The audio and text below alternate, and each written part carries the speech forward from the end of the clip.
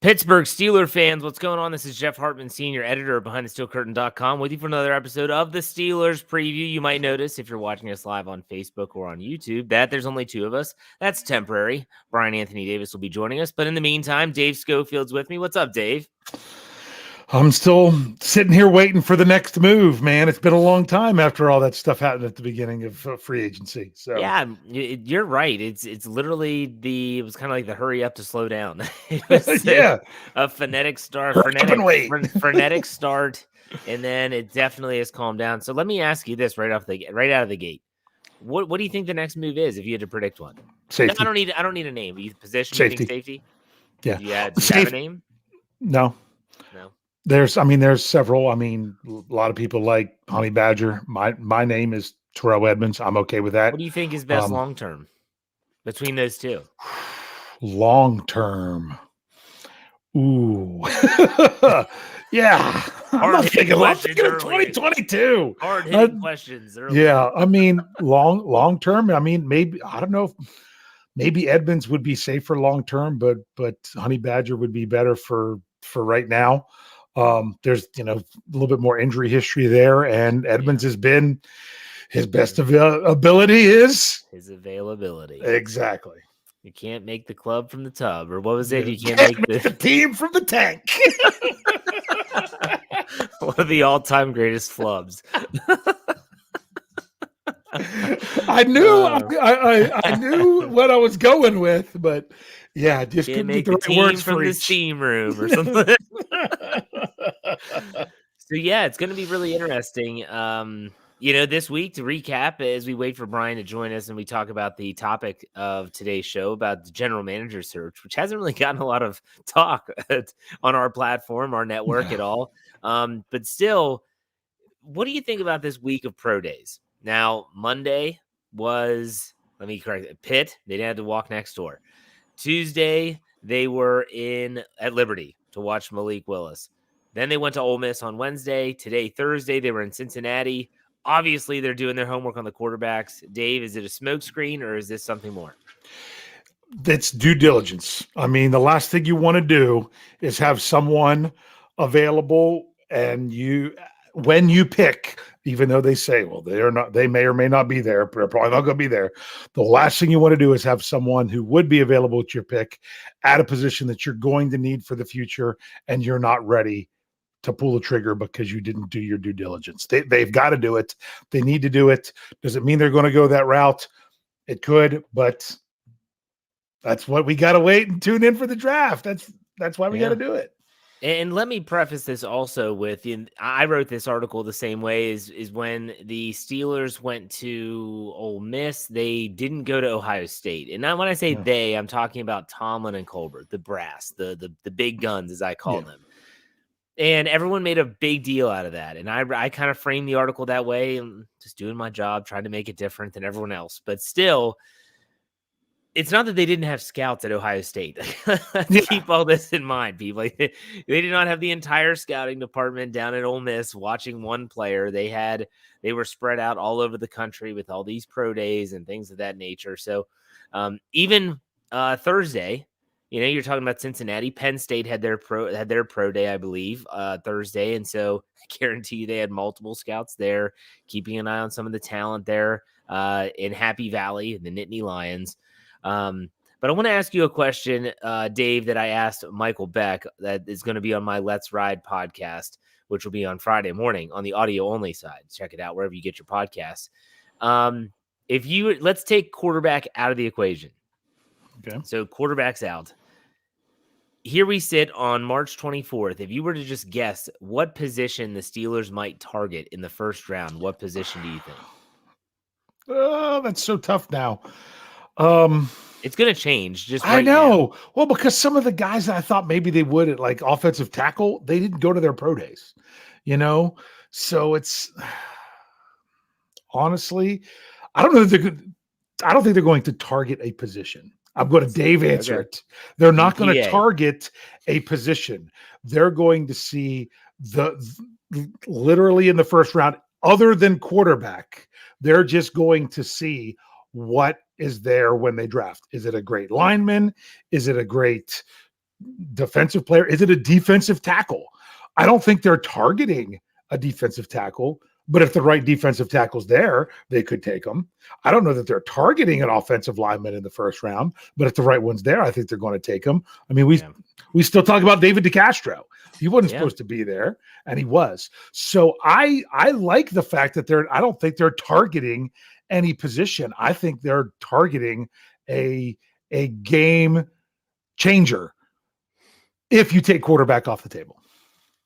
Good point. That's a good point. I think BPA is what they want to do, and that's why they need to get. If they can get that safety, they can sign a safety before the draft. That would help.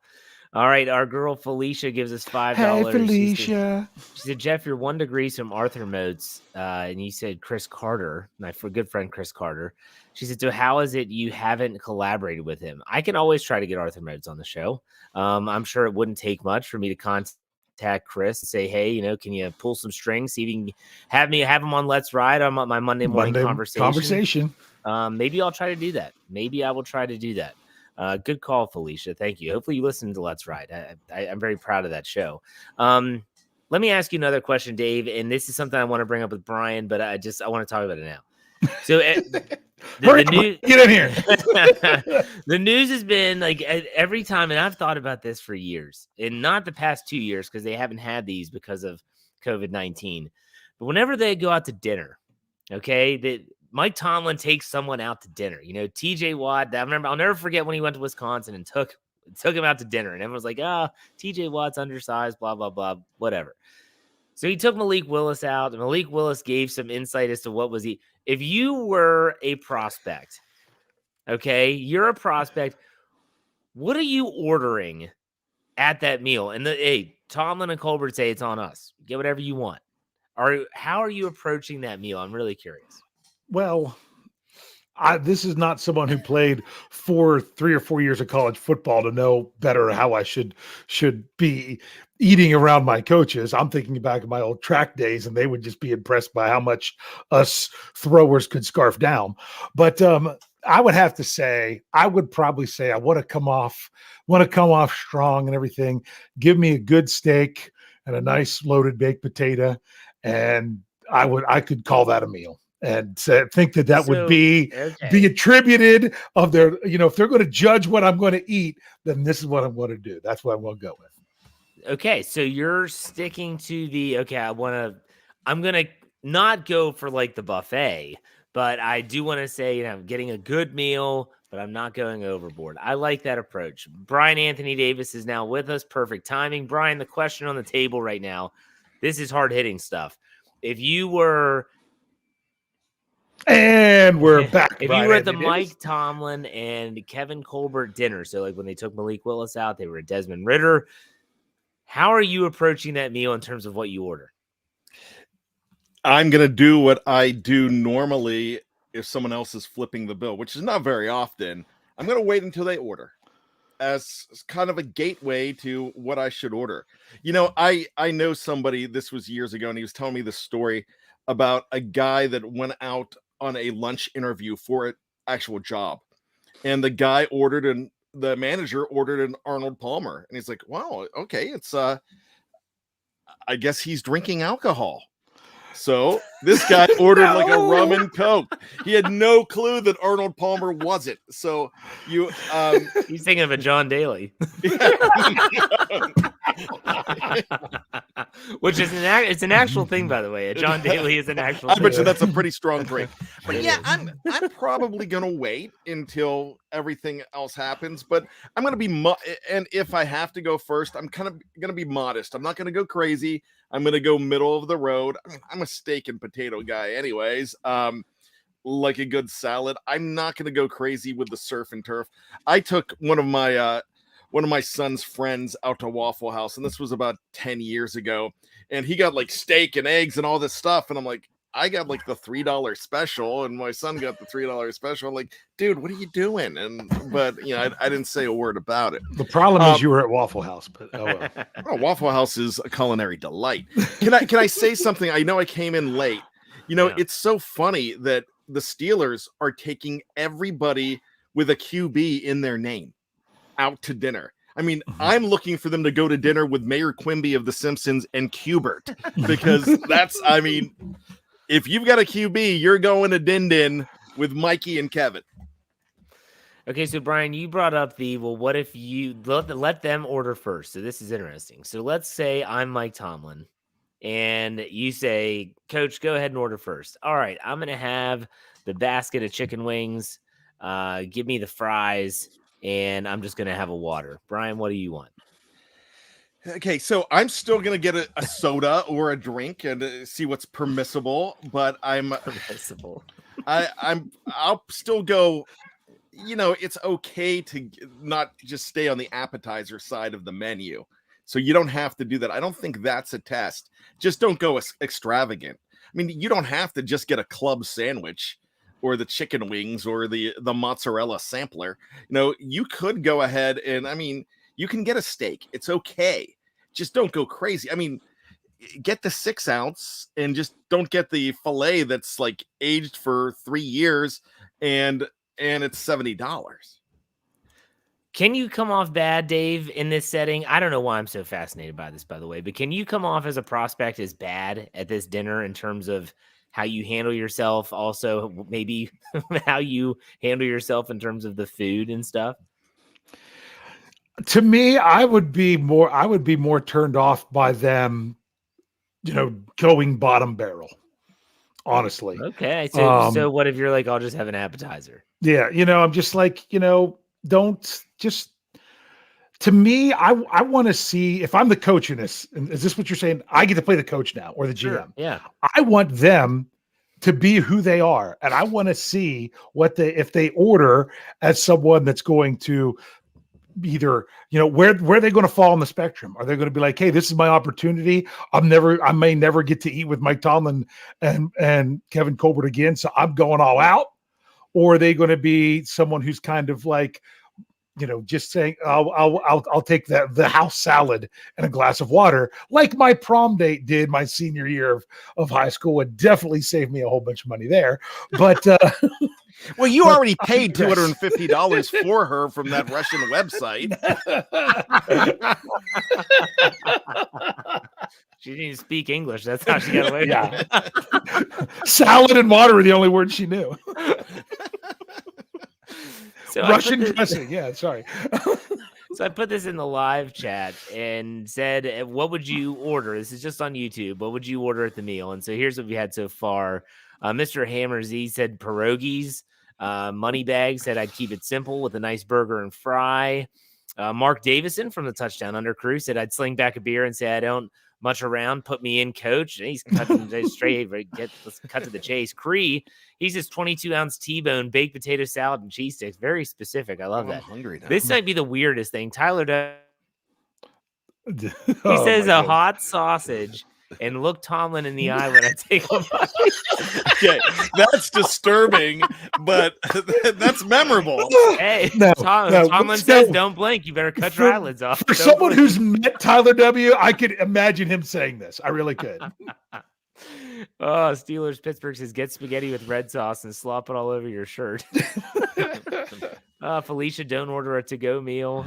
Just don't act like Belushi in Animal House. That's from George. Some great stuff. Some great stuff there. Hey, go ahead, Brian. Jeff. You don't want to have a Kenny Bania / Mendy situation where you just order the soup. Jerry, the soup's great here. I'll just have the soup. You can get me another meal. You don't want to do that to Mike Tomlin. Then, of course, I think of the soup Nazi, which Yeah. the super specific way you walk in and the way you order and you slide yourself over. Yeah. Can I have extra bread? Don't ask. Or you have to order the big salad. Oh yes, salad. Can I just have 2 Or small the- salads put in a bigger bowl? Or the lobster bisque. All Yada, right, yada, yada. Sorry. it's okay. It's okay.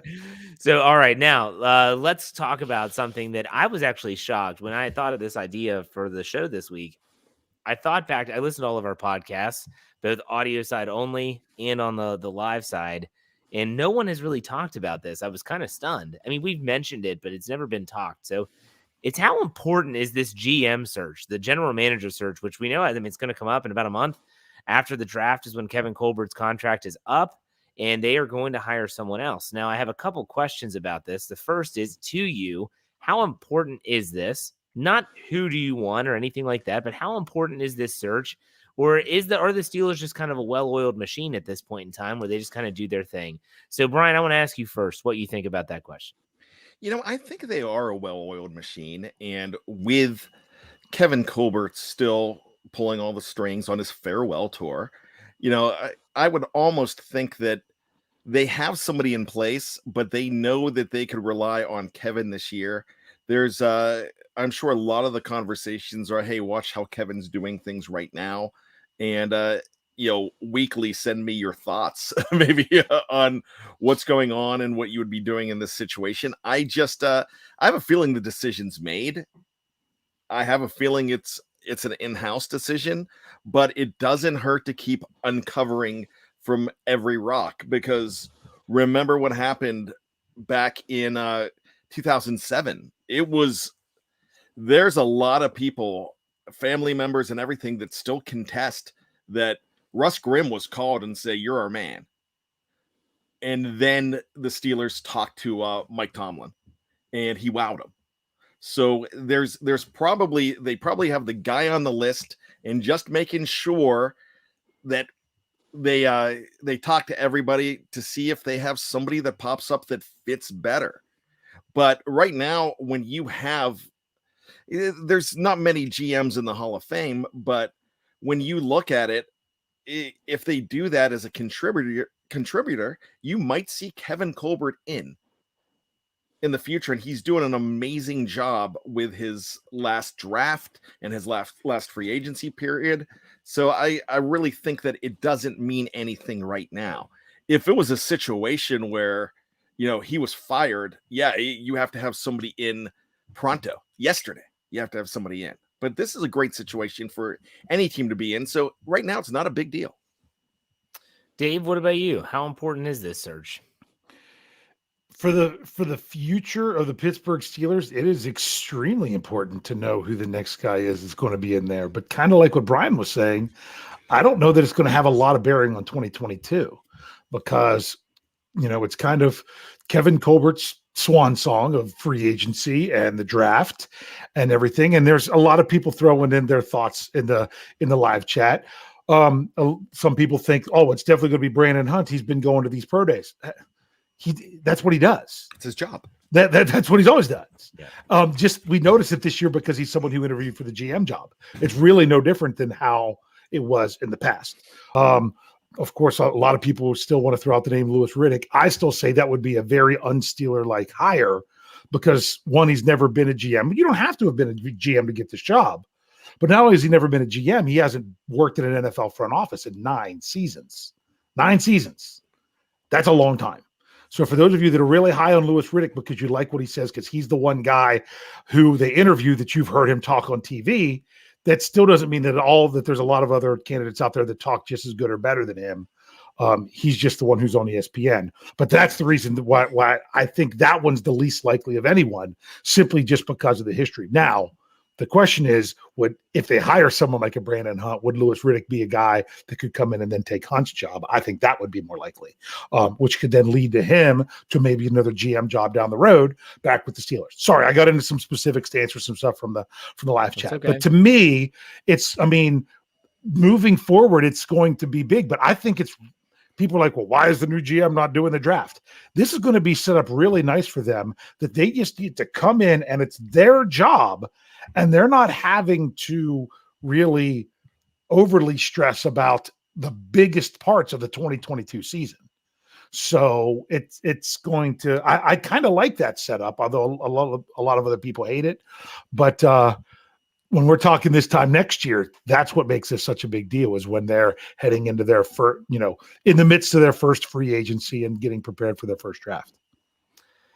I'm not going to take credit for this idea. It was a question of one of my ride or die crew for Wednesday's mailbag segment of my podcast. They said, has anyone ever thought about the Steelers potentially having Mike Tomlin in a Bill Belichick role of almost like coach and GM?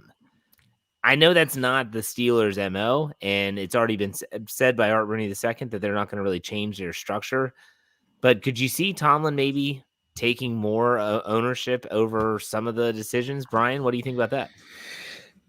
Tomlin's actually the kind of guy that would say, "No, I'm good right here." He's one of those guys that would not want that extra responsibility if he's in a situation where he's being heard and he has a voice. And I would think he's earned it after 15 seasons at the helm, so they can go ahead and he can help make those decisions. But I think he's looking for that partner. I think he likes having that person to talk to and not just make all the decisions, because that means you are watering down everything that you're doing with that extra hat.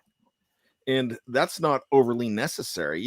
It's just something. If I break down the fourth wall, I'm the podcast producer here, but I report to you guys and I like to sound things off of you guys.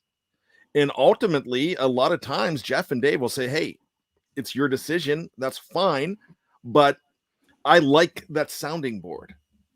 So I like having that group dynamic, and I would think Mike Tomlin would as well. Dave, what are your thoughts on that with Tomlin? Well, I kind of like this because I was thinking about how I would answer it when I was listening to Let's Ride on Wednesday. And bottom line is, we're talking about Michael Petaway Tomlin. I mean, well, I was going to say something else.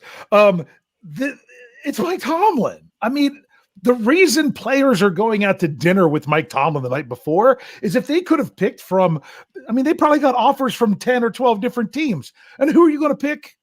You're going to pick Mike Tomlin. It's Mike Tomlin. He already has as much say as he probably needs or wants. Why does he want to put more on his plate with having to have all that responsibility? Like Brian was saying, he wants someone else to work with him in this job. And think about it, anyone else who comes in, you're going to be the GM that was here after Mike Tomlin's been here this long. So Mike Tomlin's going to have his say, whether he's coach and GM. The question is, does he have to share any responsibility? And like Brian says, I think he wants it. I think he wants it to be a collaborative effort. I don't know that Tomlin would be in favor of this, just because, my goodness, if nothing else, he doesn't need the added responsibility. All right, let's do some predictions. Brian, who's the Steelers' next GM if you were to predict a name? Brandon Hunt. Dave? That's the name I'm going with as well, because other than Omar Khan and Louis Riddick, I don't know if I could name you any of the other ones because there's just been so many. Yeah. So those are the familiar names. I just think Brandon Hunt seems to be somewhat. It would be a logical hire for the Steelers, but then you also got to remember, Russ Grimm was going to be a logical hire as head coach. So I'm not saying it's going to happen, but if I had to pick, that's where I'd go. Well, the last three interviews they had were all three gentlemen that have had experience as general managers. They're not employed by any teams, and that's why they could interview them now. And I thought that was really interesting, too. And that's something I was going to bring up because, Doug Whaley is in Pittsburgh radio every single Wednesday. He's on a certain radio station. It's Whaley Wednesday, and he knows this team, and he's been talking about this team for a little bit over a year now. And the other names, they were like, it's not very often that I'm looking at knowing names that came from other teams. So there's not many GMs that I actually know who they are. But these three, so all three, I was like, oh, I'm familiar with each and every one of them. Yeah, Whaley, Reese, and Spielman, I believe, were the three. Yep. Reese with the Giants, Spielman with the Vikings, and they had long tenures there too. It wasn't like they were. Well, Whaley's was brief in Buffalo, I believe. And if you look at the thumbnail for this, all three of their pictures are on it. Oh, well, would you look at that? There you go. Let's see, Brian. Don't hurt your shoulder. Pat yourself on the back. Well, those are the only guys that I knew to get pictures of. If you look, I couldn't find a Brandon Hunt picture. It was hard to do. So, folks, if you look at the thummy, that's what you're looking at. He did it on his lappy. You're on your lappy. You get your thummy, and then you could give me a patty. What are things heard in the VIP room at the Beehive?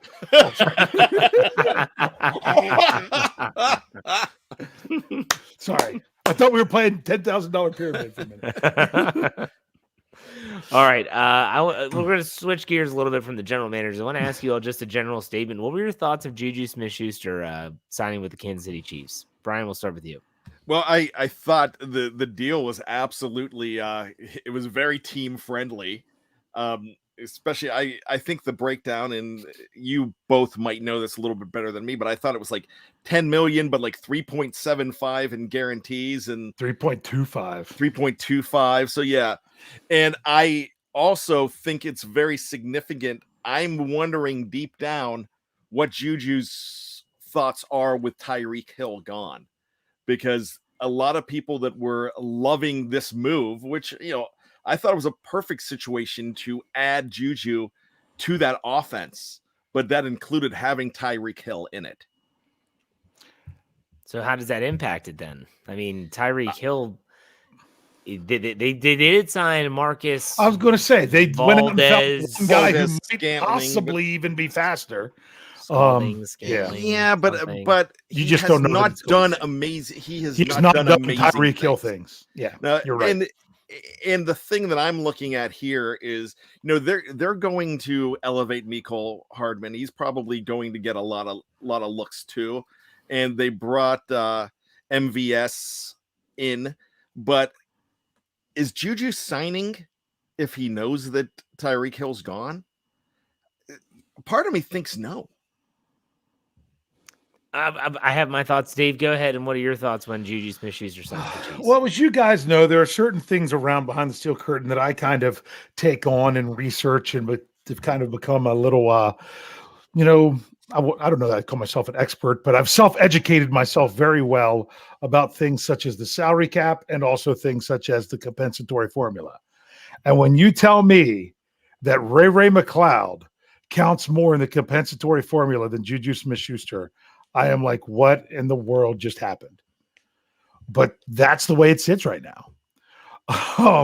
It's crazy, but I don't know that the Steelers were going to give a wide receiver an incentive-laden contract.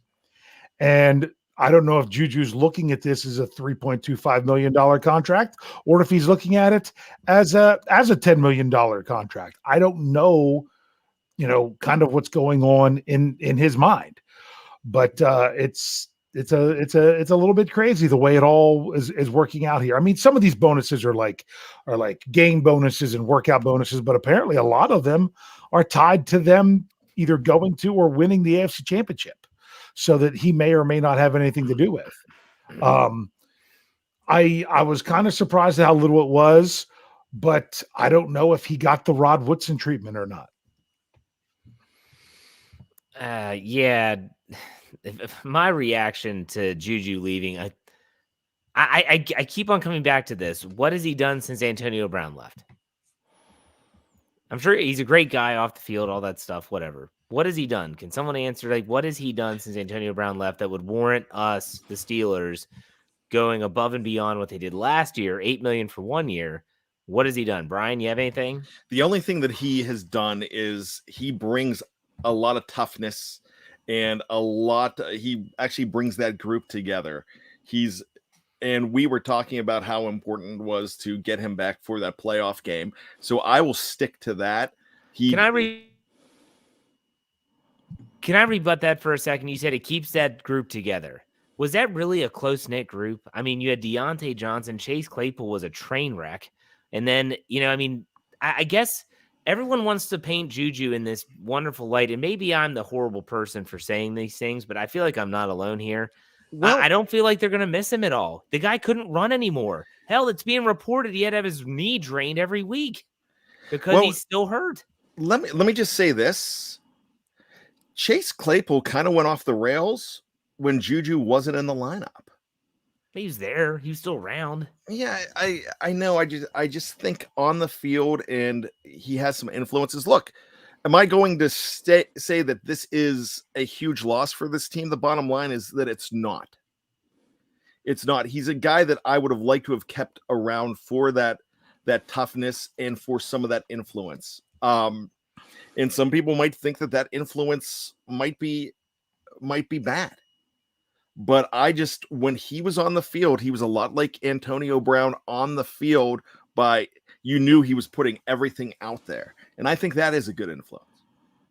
Yeah, Darius Hayward-Bay gave it his all too, and he just wasn't a good receiver. Like, let's Yeah, keep that in mind. If we're just grading on effort, I mean, but Juju's a worker though. He's a blocker and a worker. He's not Hines Ward, but I get that. Is he worth $8 million for one season? I'm going to say no. Yeah, but okay, let's go to Dave. Dave, what am I missing? Set me up with the question again. Okay, the question was, what has he done since Antonio Brown left that would make me pine for him to stay any longer than he already has? What he had to do. Antonio Brown wasn't there anymore. Juju was the guy who needed to he needed to be there for Ben to hit him with where and feel comfortable finding him. With no AB, that changed what Juju could do to actually be available to be open for Ben. So I'm not saying that Juju is just as good as he was with AB. The numbers aren't there.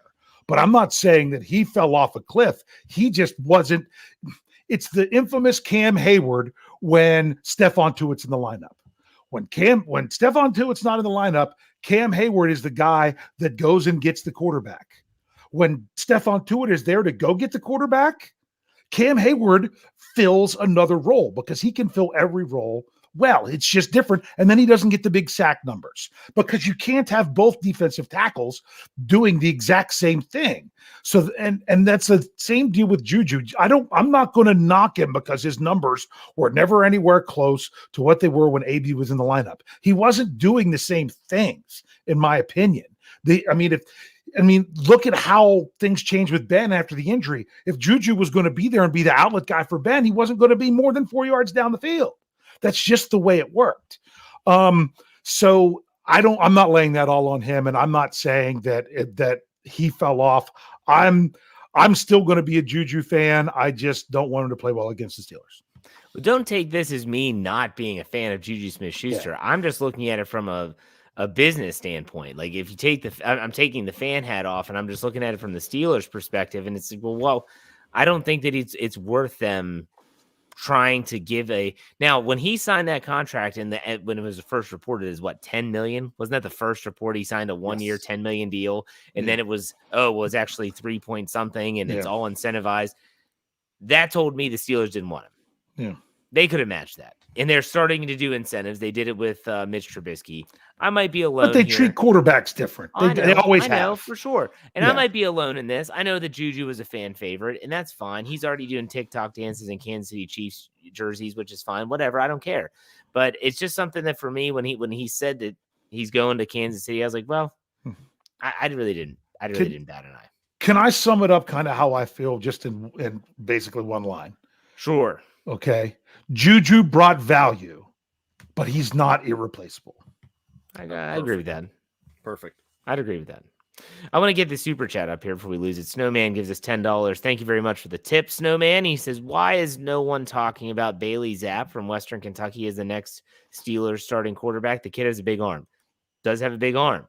I have not done a ton of research on this particular prospect. Brian, you know anything about Bailey Zapp? Not much. I know that he does have a big arm, and I'm not just saying that because that's what I read. He's a small school prospect, but so is Malik Willis is a small school prospect. He's just not getting the buzz right now, and he's not somebody hasn't hitched to his wagon yet. Because it took a while a few years ago for people to hitch to Josh Allen's wagon. There was a point where Josh Allen was a 3rd or 2nd round pick, and then he had a good PR team, and next thing you know, he is in the top 10, and he was well worth it. There's a lot of other guys that have good PR around them that aren't worth it, and we've seen that happen in the last few years when it comes to quarterbacks. It's really funny though. I mean, here's a guy that we're not going to hear much about, but somebody might find a gem. Because when you look around, you hear that somebody is starting for the 49ers this week, like a CJ Beathard. When you heard his names and you heard other names, you're like, who is that guy? Well, somebody found value in these guys in the 6th round. And next thing you know, they're making it and they're under center and they're starting a football game. Dave, I dare ask you, do you know anything about Mr. Bailey Zapp? Nope. I know he was someone who they thought could maybe impress going into the Senior Bowl, and apparently, because I didn't even remember the name. I just knew there was a small school guy. I didn't know if it was Western Kentucky, Eastern Michigan, one of those schools like that. I didn't even remember. But if he's the guy I was thinking of, he was the guy that had a big arm going into the Senior Bowl. But it seemed like his flaws got magnified more than his strengths. Yeah. Bailey Zapp does have a big arm. He is very much suited for a specific type of offense. I don't think it's Matt Canada's. And a t-shirt. He's a great t-shirt situation. You've been zapped. He actually sells those, or you're saying would be? Yeah, I'm already making money off of his name. Hey, but hey, that's no worse. I mean, that's no better than being Mitch slapped. That's a great t-shirt. Bisky business. Okay, so let's talk quarterback since it got brought up by Snowman. If you were to predict, let's assume that the Steelers are going to take a quarterback in this draft. Predict the round they take the quarterback in. Brian, we'll start with you. 1 or 2 and nothing else. No, pick the round, not rounds plural or. Like, which one do you think? Realistically, I think it's going to be 1, but I'd rather it be 2. Still give it Still to can't it. do it. Gosh. Still can't do it. Okay. I think they're going to succumb to number 1, and I don't want them to. But so 1. There you go. Yeah. I think they're going to go 1. And I pray they don't trade up. I pray the same thing. Dave, what about you? I say if they go quarterback at all, which I would not be surprised if they don't this year, simply because it doesn't fall right.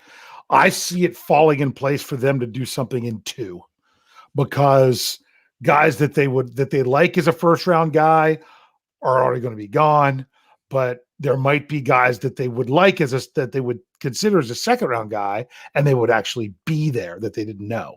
But that's not as much about the Steelers as I'm talking about how I think the draft will play out in general. I'm gonna go with what my brain is hoping, and that's UDFA. Yeah. I hope they don't. Yeah, I hope they don't take one at all. But I understand what you're saying. Brian, what do you want to say? Go ahead. Jeff, I was going to ask if I could bump you a second and jump up to host and ask some questions here. So if we look at some of these names, I'm going to bring out some of these names, and I'd love... All right, now you're up there. Go ahead. There we go. I was thinking of doing that, but See. All right. Mom said I'd make it someday. So that being said, I'm going to go ahead and give you some prospects here at quarterback, and I'd like to hear what round, 1, 2, or not at all. Do this. Mm-hmm. So let's go Malik Willis. 1. Kenny Pickett. 1. This is where you think they're going to go, not where the Steelers should take him, right? Where the Steelers should take them. Where the Steelers should take him. So if they're going to draft this player, which round would they have to draft him in? Yes. Got it. Still 1 for Kenny Pickett. I'm going to say 1, but I don't know that they even would in the 1, but yeah. Matt Corral. 2. I'm going 2 as well. Desmond Ridder. I think they'd have to trade up, but I'd say 2. 2. Sam Howell. Gosh, 3, I hope. I don't like that kid at all. Yeah, I hope that's not an option, but I wouldn't be shocked if it was 2. And Carson Strong. Oh, Matty Peveril's boy. Yeah. Carson Strong. He's going to be all ticked off if he listens to this. I'm going to say 3. I'm going to say 3. But I'm even leaning towards 4.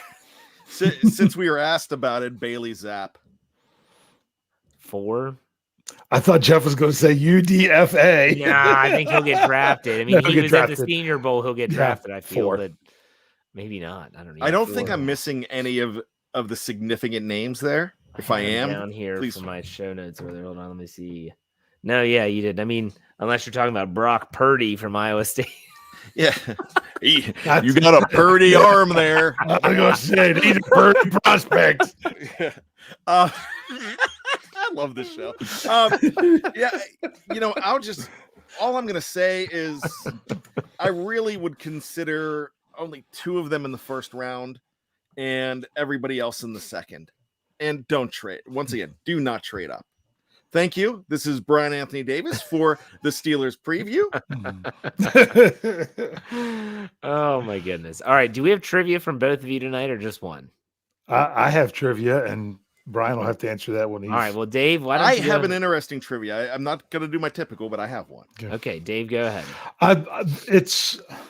I've been in sometimes I've been in a bit of a mental fog this week. So I don't know that I've asked this in years past, but if I have, then maybe if I don't remember, you probably don't remember the answer either. Okay. If there's one position in this year's draft, if I had to bet that the Steelers will absolutely take at some point in this draft, my answer would be wide receiver at some point. Because that would, if they don't, that would mean the Steelers went 2 straight drafts without drafting a wide receiver. When's the last time they did that? Oh, boy. The last time they went 2 straight drafts without drafting a receiver.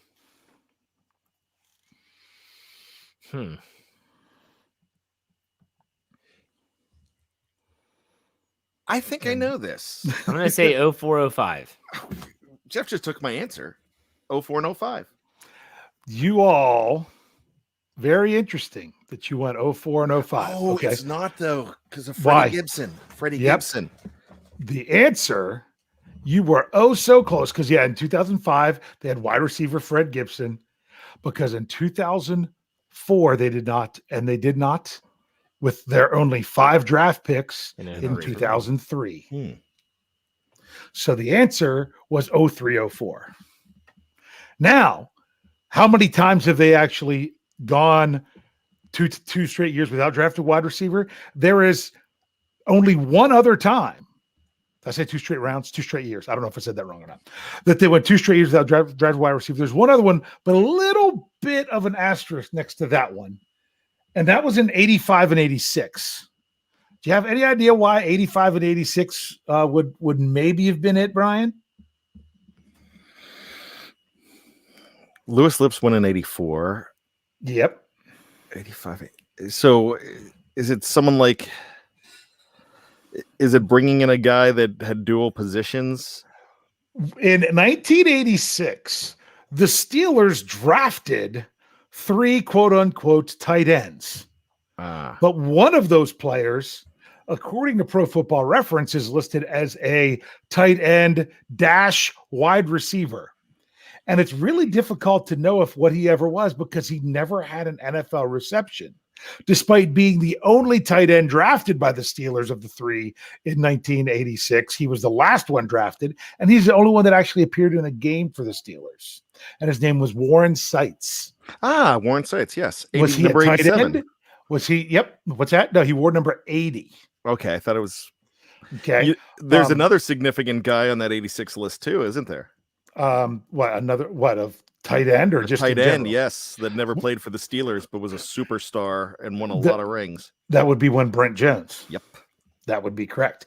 But the question is, it's a technicality whether or not they drafted a tight end or a wide receiver in round 10 in 1986. And if you count him as a wide receiver, then 2003 and 2004 is the only time since in the Super Bowl era, because before that they didn't necessarily list their positions, they just did names, where the Steelers went 2 straight years without drafting a wide receiver. So I'm saying, write it down, chalk it up. A wide receiver will be drafted in this year's draft by the Pittsburgh Steelers. I think it's I think really, to determine the answer to your question, I think the final judge should be Jeff Hartman on that. Was Warren Seitz, in your mind, a wide receiver or a tight end? Because, come on, Jeff, because Nick in Shiner, 1986, for the Buzz Nutter. Steelers, he played in 16 games and had 3 rushes for 2 yards, but did not have any receptions. There you go. Yeah, it's a good point. I don't know. And he had Moneybags. 2 kick returns for 25 yards. Sorry. Moneybags gives us $2. Says we need another edge. Tushka is our third option. You guys think they're going to do that in free agency or the draft? Go with it. They're going to have to bring someone in. I mean, whether it's Taco or the draft someone. What do you think, Brian? I just have this feeling Taco comes back. He ends up being back with this team. So, I think they liked his body of work or the draft, but don't. I mean, I'd love for them to try to get Quincy Roche back, but he's not coming back. I liked Tushka didn't do poorly towards the end of the season. No, he actually did pretty well. Yeah. Dave, what do you think? Draft or free agency? I think that could be a position that they almost do like they did last year. And maybe they add someone after the draft or when things are starting to come on, a name that you might know of, but not now. They're going to wait till they can get, the bargain basement deal with someone to come in. But once again, with the understanding that, hey, you'll get plenty of snaps, but you're not going to be out there snap one to get a start. It's going to be Highsmith and Watt as long as they're healthy. Melvin Ingram. Yeah. In other words, a Melvin Ingram, but who really understands how it's going. There you go. All right, Brian, your trivia time. Yeah, I do have a very interesting trivia question. Now, we've seen it. It's coming out again and again just in the last week with all of the Baker Mayfield news, and you're seeing the memes and the jokes with the famous jersey with all the Browns quarterbacks, and now Mayfield's being added to that list on that jersey that started out with the Tim Couch jersey, which I think it's brilliant. I love it. So with that being said, sorry. Where do the Steelers rank as far as quarterbacks that they have started, that have actually started for the Steelers in the regular season in the NFL? And how many do you think started since the merger in 1970? Could you repeat that question, please? How many quarterbacks have started for the Steelers and how? Now, ranking, is one the most or is one the least?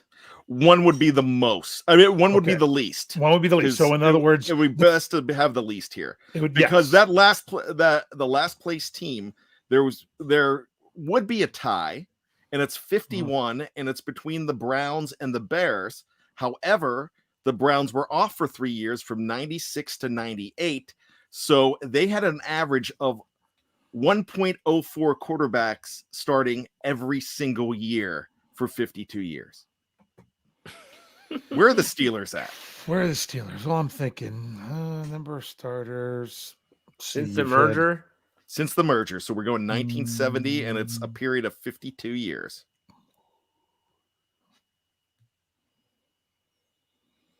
I'm trying to average it out by going into recent history. Are we supposed to give you a number of how many you think we have? How many players started? Quarterbacks started. Yes. How many quarterbacks have started a regular season game for this team? I'm counting.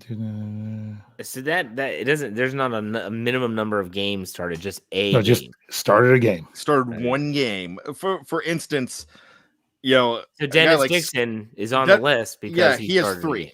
Yeah, and he has 3. Scott Campbell might have 1. I was gonna say 18.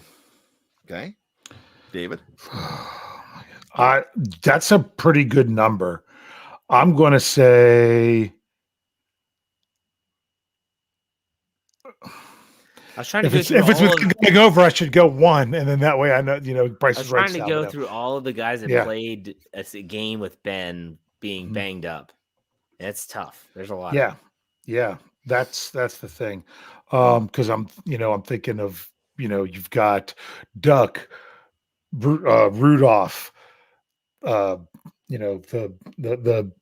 batch, Dennis Dixon, Leftwich, Landry Jones, all those guys, Michael Vick, So I'm gonna go 20.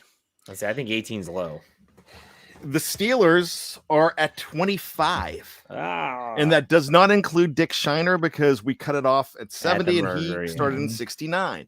Now, where do you think they rank in the National Football League? At 25, I'm going to put them at. Let's see. I'm going to assume that the Houston Texans have had less, and possibly even a couple other of the, like the Jaguars and Well, did the Panthers. Did the Houston Oilers They carry count over as the Tennessee Titans. They do carry over the Tennessee Titans. I'm going Mhm. to jump in on the Houston Texans and explain something here. They've had 18.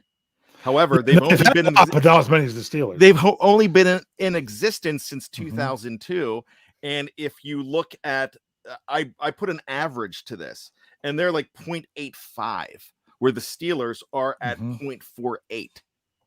To give you an idea, the Ravens came in with less at 23, 2 less, but they've been only around since 96 because they don't get the Browns' old records. The Browns keep those records. Mhm. So I'm going to put them. Let's go 9th. I was going to say 10th. They are tied with the New England Patriots at number 1. Number 1? Number Of the one. of the fewest? For the average. So for the average. Because you're going 52 years. Now, if we put the other teams in, that would put them around what, fifth? Numbers, they're like 4th or 5th. Yeah.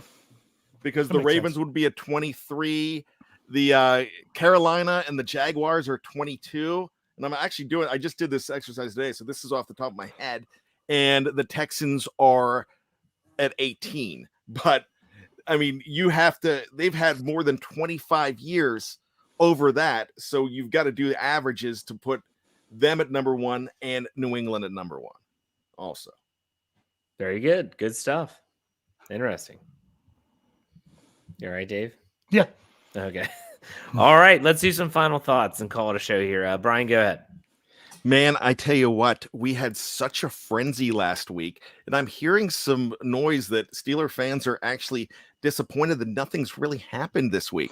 But if you look around the National Football League, not much has happened because you're seeing trades happen, but aren't you glad that the Steelers aren't making trades? Because if they're making trades at this point, they're acquiring somebody and they're spending all of that draft capital. So we talked about the general manager search on the show. We talked about Kevin Colbert not being a lame duck this year. He's going out and he's going out with a bang. So with that being said, don't worry that they haven't done anything this week. These boys aren't done.